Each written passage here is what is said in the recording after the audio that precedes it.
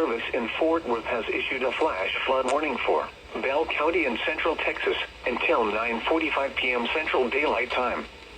At 6:45 p.m. Central Daylight Time, Doppler radar indicated thunderstorms producing heavy rain across central Bell County.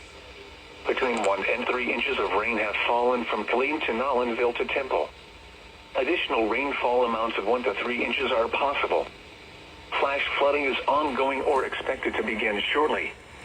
Hazard: flash flooding caused by thunderstorms. Source: radar. Impact: flooding of small creeks and streams, urban areas, highways, streets, and underpasses, as well as other poor drainage and low-lying areas.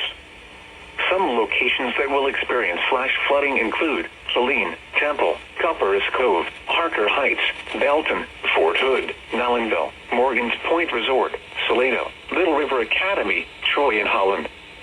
Turn around, don't drown when encountering flooded roads. Most flood deaths occur in vehicles.